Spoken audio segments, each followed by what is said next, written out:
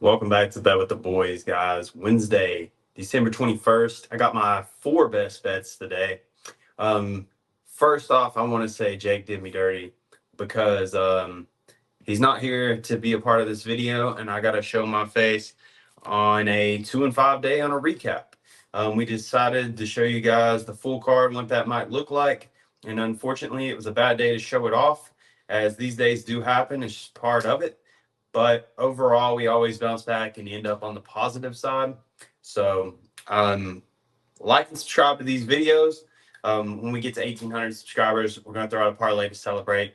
As always, the overall record now took a hit yesterday, but 30 and 21, 58.82%. Still really good. It's not the 60s that we wanted to stay in, but it's okay. We'll get back there. And yeah, we got a lot of action today. We got two NBA games we're betting on, the bowl game in college football, and then we got the Thursday night football game. I think we got some surprising picks. Let us know what you guys think in the comments. Let us know what you're rocking with, what you do and don't like on the card. But this is what we're taking, and I'm about to tell you guys why. So pick number one, these are not in any time order, but we got the Grizzlies and the Pacers going under 248 on Caesars. You can buy it up a half point if you want to. I was just showing you guys the best line, but it's mostly 247.5 on most books, guys. So this one caught my eye. I was scrolling through action earlier, and the return of Ja Morant and everything, everybody's amazed, and for good reason. He went off in that first game. We were betting on him. We took him over 7.5 assists. He cashed for us and put money in our pockets. But so it's no secret that the Pacers run such a high pace offense. And then you would think that Ja does coming back. Well, they can always put this line just out of reach where the over can't hit. And I think that's what's going to happen in this game. You got 11 sharp moves on the under, yet all the money's coming in on the over. I think it's up to 90% on like 88% of the bets. You can go check for yourself, but it's crazy, guys. I don't think that they are going to let this hit. It does seem like the total is a little bit low for a Pacers game itself, which caught my eye to begin with. But so they also put the juice to the under. So you think that they're going to give 90% of the money coming in on this over at minus 105 on most books, and then the under is going to be minus 115. So we've been doing this for a while, and that is what caught my eye. And we will be taking the under 248 on Caesars.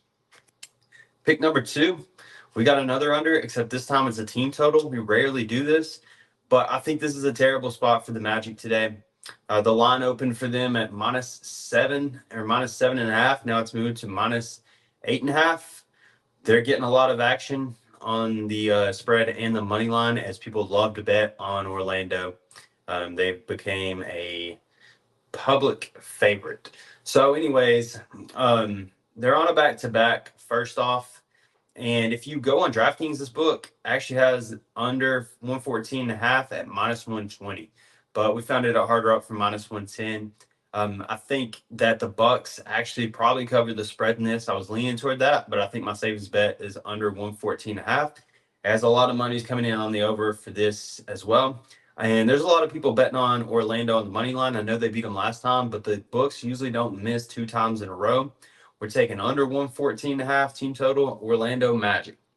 So then pick number three, getting into the meat of the picks. We got the Thursday night football game in the NFL. We got 2 7-7 teams going at it today. And I can't get off the Rams in this game. So I know I preach about not being on the side of the money, but this is an exception for me, as I just think the Rams are a much better team. I don't trust the Saints. Marshawn Lattimore is out. They got a bunch of injuries. I know Michael Thomas hasn't been very steady in his return, but he's out as well. And I just trust the Rams way more at home in this situation. I think the books are actually trying to get people off of this, as I've seen a couple posts saying how much money's on the Rams and stuff. And then in the comments, everybody wants to be like, oh, can't back the Rams if they're posting this. But I think it's almost like a reverse trap in this situation. Seen it a couple times. And I'm going to take the Rams -4, as I don't think – I read a pretty good article on Action. You can go read that if you want to. Pretty much saying that the Saints haven't played very good opponents this year, and they're not good against the spread against the good opponents they have played. and they've only been covering against the bad opponents. But I think the Rams are a pretty decent team. They can come at you a number of ways. They got Puka Nacua, Cooper Kupp, and they got a great run game, and the Saints can't stop a cold on the run. So I like this pick. And then also pick number 4, bowl game, USF. We're going +3.5. You better get this while you can. Scandal, aka FanDuel, is the only book that's got this, and it's -114 now.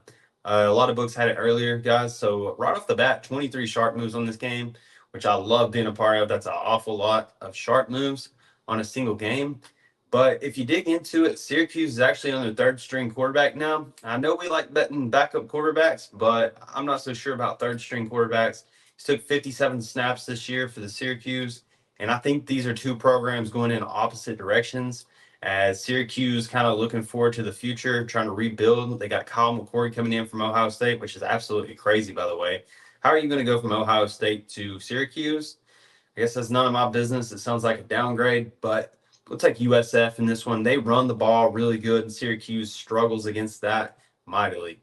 Also, dual threat quarterback Syracuse struggle against, and the quarterback for USF is exactly that, guys. He puts up good numbers. I think Syracuse is going to struggle. Honestly, I think USF will win this game outright, but we'll take the +3.5 points anytime we can get it. And yeah, that's the full card today. 4 picks, guys. Make sure you hit that like and subscribe button. Helps us out on the channel. Let's have a better day than yesterday. I really like all these picks, and I got good explanations why. So let's cash. We'll see you guys tomorrow.